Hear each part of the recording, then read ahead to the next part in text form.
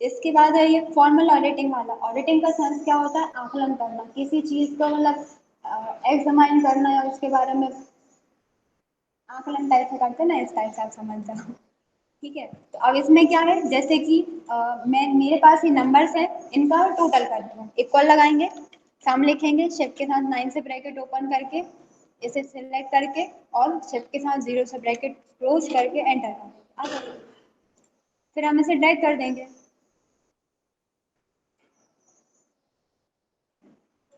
अब आपने क्या किया है कि इस सेल में आपने कुछ वैल्यूज ली थी प्लस करने के लिए, इक्वल लगाएंगे। हमने इसको प्लस किया इसमें और इसको इसमें प्लस कर दिया और एंटर कर देंगे। अब इसमें इक्वल लगाया, इसका डिवाइड कर देंगे इससे और फिर मल्टीप्लाई कर देंगे इससे और एंटर कर देते हैं। इसमें इक्वल लगा के इसमें से इसे माइनस करके और फिर इससे मल्टीप्लाई कर देंगे। मतलब अपने हिसाब से आप लोग कैलकुलेशन ले लेना, ठीक है। अभी आपने कैलकुलेशन ले ली, लेकिन अब आप भूल चुके हैं कि कौन सी वाली कैलकुलेशन में आपने कौन सी वैल्यू ली थी, अब ये याद नहीं है। अगर आप इस पर क्लिक करके फॉर्मूला बार में देखते हैं तो भी मान लीजिए अगर आपको सैलड ऐसे देखना नहीं आता तो इसके लिए किसका यूज करते हैं हम? ट्रेस प्रेसिडेंस का। आप इस पर क्लिक करेंगे तो इसने आपको शो करा दिया है कि ये जो कैलकुलेशन थी इसमें आपकी कौन कौन सी वैल्यू ऐड थी। अगर इस पे करना है तो आप इस पे क्लिक करना और इस पे क्लिक कर देना, इसके भी शो करा दी। मतलब एक साथ आप पूरे के भी शो कर सकते हैं और एक एक करके करना हो तो इसके भी कर सकते हैं। बट आपको अभी एरोस हटाने हैं तो एरो हटाने के लिए आप क्या करेंगे? रिमूव एरो है, इससे तो डिपेंडेंट वाले और प्रेसिडेंस वाले दोनों रिमूव हो जाएंगे, लेकिन एक एक करके हटाने हैं। तो इसके ड्रॉप डाउन पे जाना, फर्स्ट वाले के लिए भी ऑप्शन है और सेकेंड वाले के लिए भी ऑप्शन है। अभी हम इनको हटाते हैं।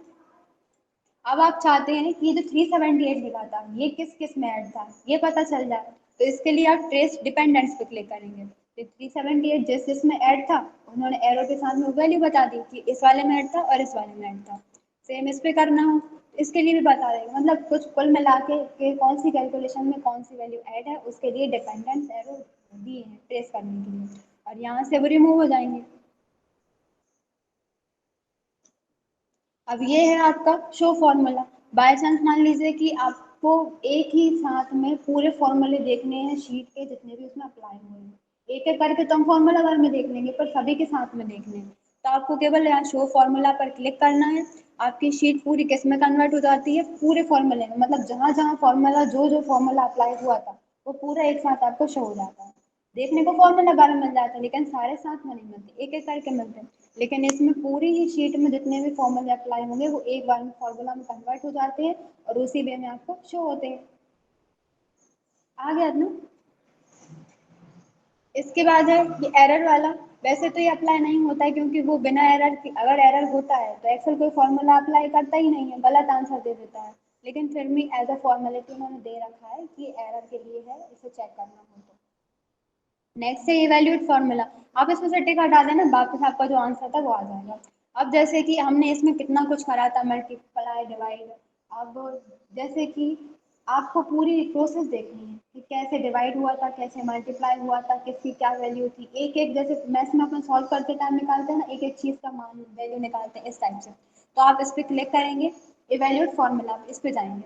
अब यहाँ पे आपको शो करा रहा है कि इन ये क्या क्या प्रोसेस इसमें लगी। तो J5 से हमने J8 को डिवाइड किया, फिर इसका इंटू कर दिया था J6 से। अब आप इसे इवैल्यूएट कर देंगे तो जिस जिस पे अंडरलाइन होती है उसकी वैल्यू आती जाती है। तो J5 पे कितनी थी? 378। इसे डिवाइड करा है J8 से, अब J8 पे अंडरलाइन है तो इसकी वैल्यू शो कराएगा। फिर से आप इवैल्यूएट पे क्लिक कर देंगे तो इसकी वैल्यू कितनी थी? 490। अब इसमें क्या शो करा रहा है? दोनों पे लाइन है, यानी कि पहले क्या होगा, इनका डिवाइड होगा फिर उस वाली वैल्यू से मल्टीप्लाई होगा। अब आप इवैल्यूएट कर देते हैं तो डिवाइड की वैल्यू आ गई, फिर आप इंटू होगा J6 पे अंडरलाइन है। अब J6 की वैल्यू क्या है? इवैल्यूएट करके देखेंगे तो 399। अब क्या हो जाएगा? इनका मल्टीप्लाई हो जाएगा, फिर से इवैल्यूएट कर देंगे तो जो आंसर आपका यहाँ पे शो हुआ था वो इधर आ जाएगा। पूरी प्रोसेस अगर जैसे चेक करनी हो कि कैसे क्या आया होगा, इस तरीके से आप इसे कर सकते हैं, आ जाएगा। नीचे नहीं आया ना?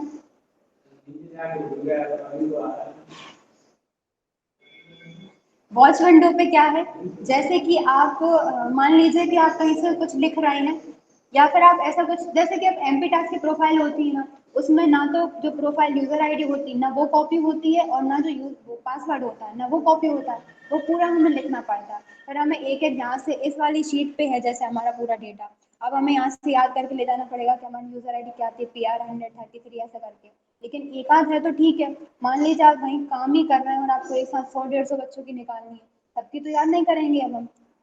और यहाँ पे वो कॉपी भी नहीं होगी क्योंकि एमपीटास की प्रोफाइल पे ना यूजर आईडी कॉपी होती है ना पासवर्ड कॉपी होता है, वो पूरा आपको खुद ही टाइप करना पड़ेगा। तो अब इसके लिए क्या करते हैं, वॉच विंडो का यूज करते हैं।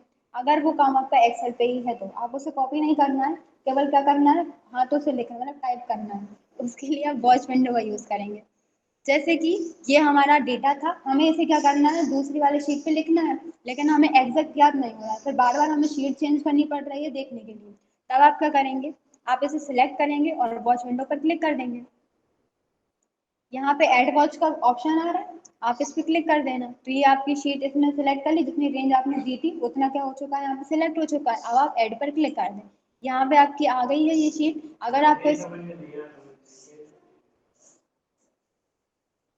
ये आपका डेटा था, आपको क्या करना है, आपसे किसी ने कहा कि तुम इस डेटा को इस वाले यहाँ पे लिखो, इस पे लिख दो ये खाली, ठीक है, इस पे लिख दो, लेकिन तुम्हें कॉपी पेस्ट नहीं करना है। तो अब आप क्या करेंगे, एक बार यहाँ देखेंगे इधर क्या लिखा था, फिर एक बार यहाँ देखेंगे मतलब जहाँ पे आपको लिखना हो, फिर इस पे लिखेंगे। मेहनत लगेगी ना, अगर 150 लोग हैं तो बहुत ज़्यादा लगेगी, परेशान हो जाएंगे। फिर वो क्या बोलेगा कि इससे काम ठीक से ही नहीं होता, मैंने कब से दिया था अभी तक हुआ ही नहीं है। उसके लिए आप क्या करेंगे, इसका यूज़ करते हैं। अब इसमें आपको सुविधा क्या देती है, जैसे कि आप कॉपी में लिख लेते हैं ना, जैसे आप बचपन में आपने किया ही होगा, आप किसी कॉपी लाए होंगे, फिर आपने उसी कॉपी में से देख के देखा होगा, है ना, कॉपी कंप्लीट करते हैं तब। तो उससे क्या होता है, जल्दी हो जाता है। प्रैक्टिकल में भी हम सब यही करते हैं, प्रैक्टिकल हमारे पास होता है, लेकिन या तो हम फोन में फोटो ले लेते हैं या दूसरे का ले लेते हैं, पलट के नहीं देखते। स्टार्टिंग में जब बचपन में अपन भोले वाले थे तभी देखते थे बस, पर जब थोड़ा बड़े हो जाते हैं और अपन ज़्यादा सेंस बढ़ाने लगते हैं तब नहीं करते कि अपन पेज पलट के देखें, एक एक वर्ड देखें। या तो फ़ोन में फ़ोटो खींचो या कॉपी कर लो, मतलब किसी का ले लो, ऐसा ही करते हैं अपन। तो उसके लिए सेम ये ऑप्शन है कि अब आपको लिखना है, पलट पलट के तो देखेंगे नहीं। तब क्या करेंगे, अपने डेटा पे जाएंगे, इसे सिलेक्ट कर लेना जितना डेटा आपको वहाँ पे लिखना है मतलब लाना है, ठीक है, इतना आया। इसके बाद किस पे क्लिक करेंगे, वॉच विंडो पे।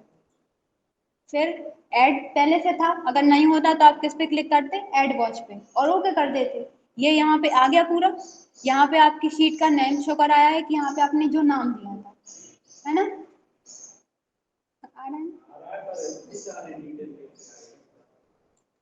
वो एक एक करके शो कराई है ना, कि ये जो नाम तो 5 हैं लेकिन ये शो कराए हैं भैया नंबर, ये देखिए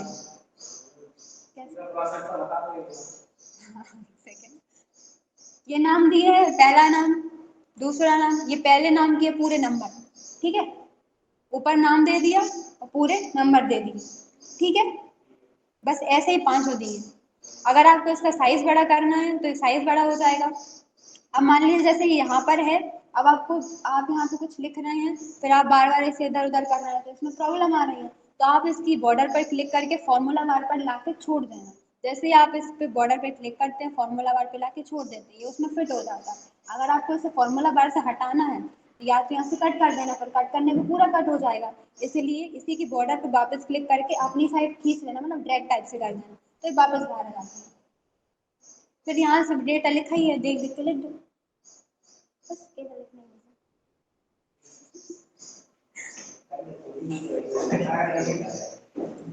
क्या हुआ, ये वॉच विंडो हो गया, ये आपने पढ़ ही लिए, फॉर्मूला टैब भी कंप्लीट हो गया।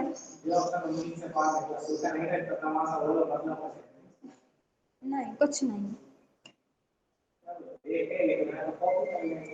कॉपी तो नहीं करना, कहीं किसी ने कह दिया कॉपी मत करो, फिर यही काम आएगा। आ जाते कहीं ना कहीं तो आते होंगे ना, तभी तो किसी बनाने वाले ने बनाया होगा।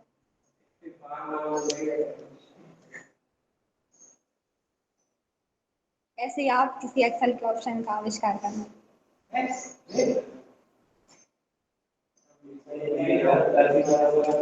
सोचिए ना, तभी तो बने होंगे जी ऑप्शन।